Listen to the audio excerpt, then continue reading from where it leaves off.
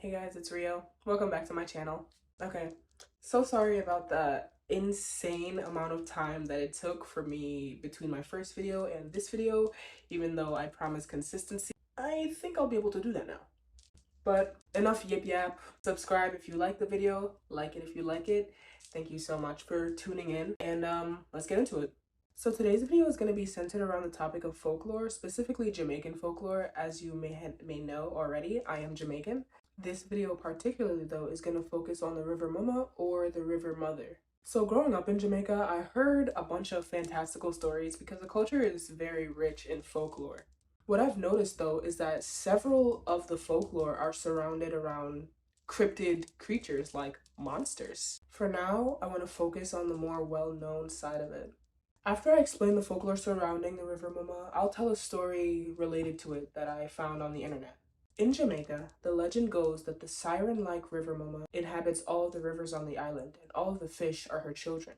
In pre-Columbus times, it's said that the Taino natives of the island would leave offerings for her at the banks of the rivers. Beware of her, because she does appear to be a siren that will take any human being. But I choose to see her as more of a karmic figure who punishes greedy people. An integral part of the story of the River Mother is her gold. Deep below the surface, where the river is still and cool, she resides with her golden table or her golden brush. It depends on who you ask, but most sources will tend to say that she has both. On the hottest days, when the sun blazes high in the sky, her riches will float to the surface of the river.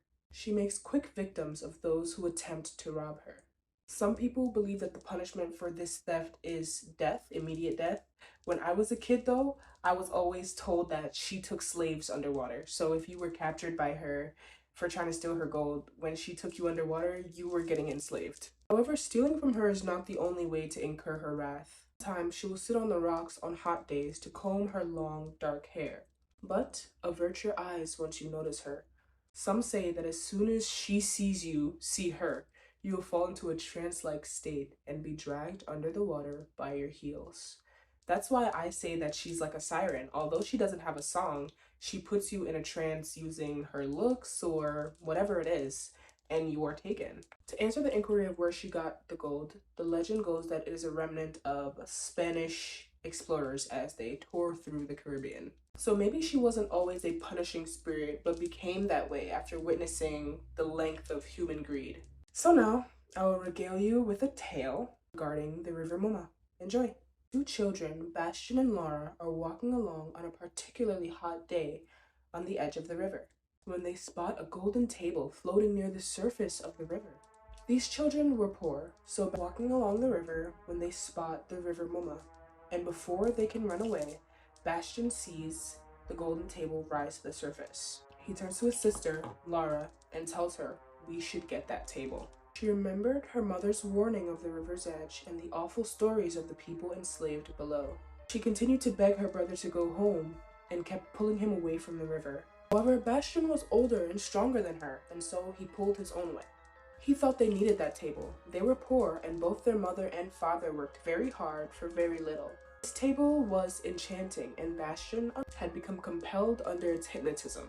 Laura cried out, telling him that he should not be greedy. Bastion rebutted, saying that he was not greedy. If anyone was, it was their father's boss who was in charge of the sugar plantation workers, or their mother's boss who had shorted her pay needing money for her new baby. Laura did not care and kept fighting him to just go. They became distracted by their fight, and the sun began to set, as did the table underneath the water.